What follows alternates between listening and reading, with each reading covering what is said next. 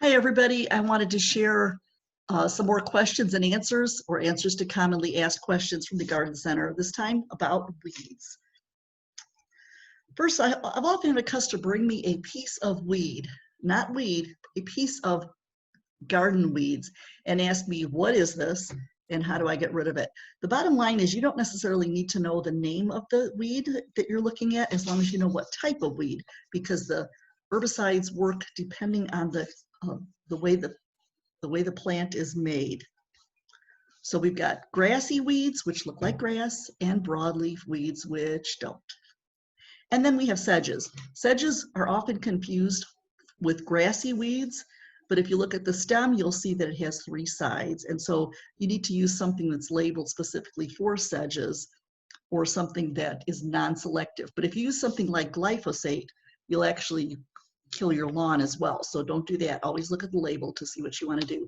Mowing your lawn high will often crowd out weeds. And actually growing your lawn, or letting your lawn grow tall before you mow it, is a good way to help your lawn in general. So we got grassy weeds, broadleaf weeds. Grassy weeds are treated as, they're treated usually as they're treated as a pre-emergent, okay? The 4 numbers down there, if you're using a lawn care product and you've got grassy weeds in your lawn, usually that is treated preventively early in the spring. That's why you usually see those products as early as late March or April. And if you have crabgrass and you did not control that this year and forgot to put something down to prevent that, it's best to just let it go this year. It will die at the end of the season, and then you can prevent it next spring. A thick lawn, again, will help crowd out weeds. Broadleaf weeds, the reason they're called that is because they have broad leaves. They don't look like grass. They could be annual or perennial. If they are annual, you could treat them by prevention, and we'll talk about that in a little bit. Let me see here. Broadleaf weeds, there are products like 2,4-D, dicamba, mecoprop. Those are the active ingredients in a lot of broadleaf weed control that you put on as a post-emergent. We say post-emergent after they are up and growing. Now, people will often see weeds starting to grow early. They'll see dandelions popping up in April, and they want to right away put on some weed control. But those products will only kill the weeds that they are touching at that moment. So when people say, I put down weed control and it didn't work, well, chances are you have dandelions or other weeds that popped up after you sprayed or after you put the granules on. I think of weeds and other plants kind of like a bear that's been hibernating over the winter. It wakes up in the spring, it's ready to eat, ready to start growing and moving, and that's when you would use the products. And that is also why for a granular product, you have to wet the lawn first, so that those granules will stick to the leaves, and then you don't want it to rain to wash it off, and then it will absorb all the way down into the system.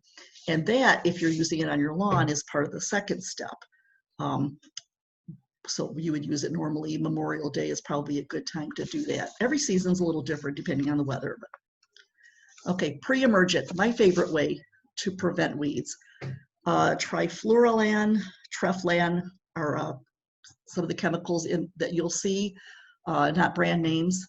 But a pre-emergent interferes with the germination of seed. Remember, it does not kill anything. It doesn't kill roots of weeds. And by the way, if you're preparing a new garden and you go in there with a rake, a hoe, or a tiller and till it all up, and customers will tell me they've done that, and I want to go, oh, because that's just like dividing and multiplying. It's like taking a daylily, dividing it. Now you've got 2. You take a dandelion with that big fat root, divide it up, you could very possibly get more. Okay, always read the label. What if you want to kill everything? This, unfortunately, is the patio behind my house. I'll show you what became of it later. Glyphosate is probably the best known non-selective herbicide. It will kill anything that it touches. There are brands of glyphosate and other products with extended control. those you have to be a little more careful with. Now, glyphosate people are a little afraid of that. I understand that. But the judicious use of an herbicide, use it only when you have to, use it carefully, use it specifically to target specific weeds. And again, always read the label. But glyphosate does not translocate into other plants or into the soil. If you have a product with extended control, that extended control product might. So be careful. You want to make sure that you're applying something that you could plant in later. What about plants that won't die? These are actually very pretty, aren't they? We've got the violets up there in the top left, clover, chickweed, bottom right, creeping Charlie, and then the oxalis on the bottom. They're actually kind of pretty. Those products there are products out there labeled for hard to kill weeds. They usually contain triclopyr, which is a different active chemical than the regular weed control products. Now, I had a customer one time that said, I spent $500 on trying to get rid of creeping Charlie in my yard. Well, unfortunately, no, not unfortunately, even if I had that kind of money, I wouldn't want to spend it on getting rid of creeping Charlie. I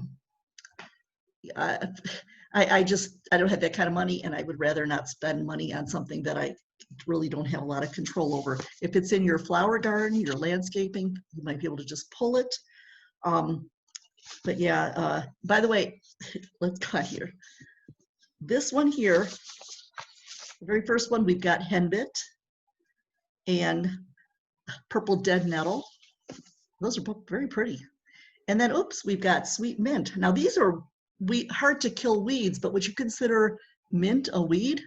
Those of you who have grown it know that it can be.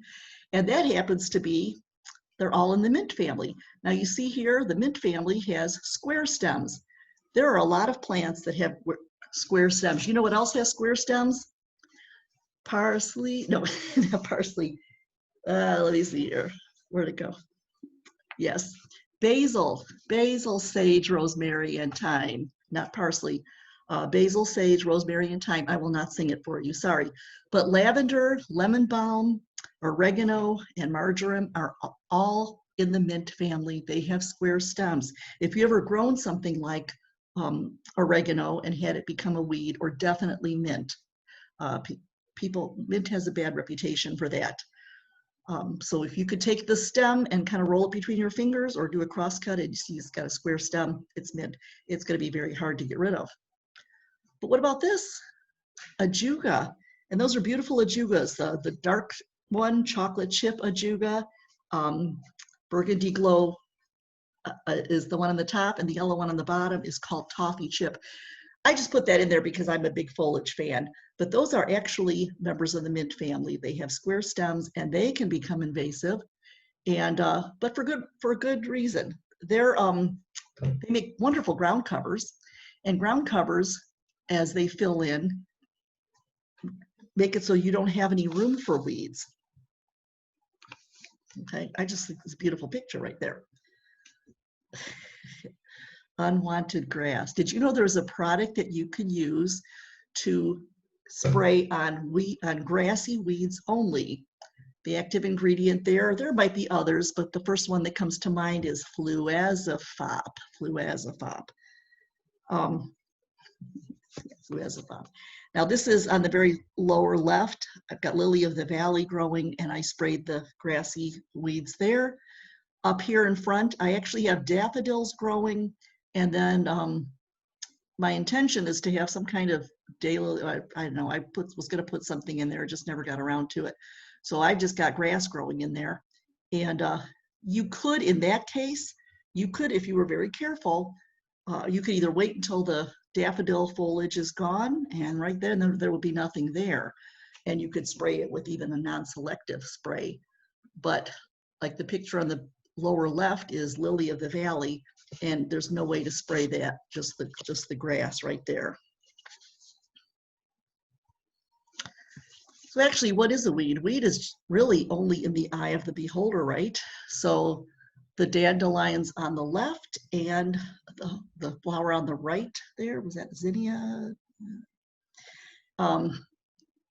Anyway, Gerber daisy, I can't tell what that is from here. But they are both broadleaf plants. So if you're thinking, can I spray the dandelions in my flower bed or in my landscaping? The answer would be no, not unless you do it very, very carefully and zero in. There are some products that have a little cup that you could put right on top of the dandelion, and then when you spray it, it only gets the dandelion. Sometimes you can take an empty box and a box that has all the top and the bottom open, put it on top of the weeds and make like a little spraying booth to spray just the weeds, because if you let it drift on anything else, it can cause the flowers to die as well, and you don't want that. Okay, get back here. This is the beautiful ajuga that I was showing you a little while ago that has crept into my lawn. And like I said, it is a ground cover, and if it doesn't have sidewalk on both sides or a building on both sides, it can very easily escape. On the right-hand side, we've got Creeping Charlie growing in my sweet woodruff. Sweet woodruff is a beautiful ground cover, but there we've got those separated. Now, I could spray a broadleaf weed killer to take care of the ajuga in with the lawn. But over here on the right, the sweet woodruff and the Creeping Charlie are both broadleaf plants. The only way you could take care of that would be for the Creeping Charlie would be to pull it and let the sweet woodruff grow in its place and let it fill in. I have heard of people taking a paintbrush or a Q-tip to brush the leaves on something like that, and there is that option. But that takes a little bit of, that obviously takes a little more time. So yeah, for the hard to kill weeds product that I mentioned that has triclopyr in it, sometimes you'll see it labeled as chickweed, clover, and oxalis killer. You might also see it labeled as brush killer or poison ivy killer, but the active ingredient very possibly is still triclopyr. This picture of poison ivy right here is considered definitely a hard to kill weed, but you would need something like brush killer in there. I have seen products that had glyphosate. It would be labeled poison ivy killer and weed killer, but it's usually a mixture of glyphosate and triclopyr. And you're probably better off just buying a straight triclopyr. Okay, weed block. Weed block. Don't even get started on weed block. I'm not a fan of weed block for obvious reasons. They work for a while, and after a while, the mulch on top breaks down and creates a whole new layer of nice, rich soil. Perfect environment for weeds to germinate in. And the other thing is, there's no way for the earthworms from down below to get up and help compost that mulch. So it's also very impractical if you want to, say, move plants, if you want to plant some annuals in there or plant bulbs or anything you would think you're going to want to, even perennials that you want to dig up and divide later. And also, don't think that landscaping fabric is going to kill anything, especially those really hard to kill weeds or weeds with deep roots. And if you till everything first and then put the landscaping fabric on top, you're just dividing and multiplying. So you could put a non-selective weed killer down first, and then I would put something else. Landscaping fabric, I've seen it way too many times where you're pulling it up, it's popping up out of the ground, and I'm just not a fan. What about plastic? Plastic has an even worse, I think, problem, because as you can see, we've got the veggies growing up in nice little holes there, but when it rains, you pretty much are expecting like a funnel-like thing to get water in there. Unless you have a drip irrigation system under the plastic or on top of the plastic, aiming for each one of those individual plants, you're basically expecting those plants to, you're not giving them the best opportunity to get rainwater. You can use plastic to solarize the soil to kill weeds. It usually takes a few weeks. You put it on top of the soil when there's nothing else, you're not planning on growing anything, and then the sun will intensify the heat under the plastic and kill the weeds that are there. But it also kills earthworms and beneficial insects that are down there. I'm not a fan of that either. I don't think that's good for the environment. I have mentioned before about being careful not to just wantonly use insecticides for the same reason. If you're going to use plastic, make sure you use it as thick as possible because weeds will pop through the plastic as well. Okay, here's that garden area that I was showing you earlier. Now, most of these weeds here, there are daylilies growing here. And I actually had a couple of tomato plants that I stuck in there last year because why not? Everything else pretty much looks like annual weeds that had popped up. I think I dug out a few of the perennial weeds or sprayed them. And then I tried cardboard. And actually that's doing very well. This, the photo on the very far right, was taken last year when I wasn't quite done. But that's still all looking really good this year. I did use a pre-emergent weed control on top of it, and unfortunately this year, even though I got it down early, I had about 6 inches of water on my patio a few weeks ago, so I have a feeling that I'm going to have to put the pre-emergent on again. Cardboard, I just laid it on top. Make sure you overlap a little bit and make sure you wet it really good. It's best to do something like this after it's rained and the ground is nice and wet, and then wet it again on top. To make sure the cardboard is wet. I've got the flagstones there to keep it in place. And it's doing well this year. Mulch, obviously everybody's favorite, I think, for weed control. It might work by itself, but again, most of the weeds that we get are planted by the birds and by the wind, and unless you use a pre-emergent, you could still have weeds popping up. But notice if you have things planted together closely, there's less likelihood of weeds popping up in there. Right around the edges, I could see that happening.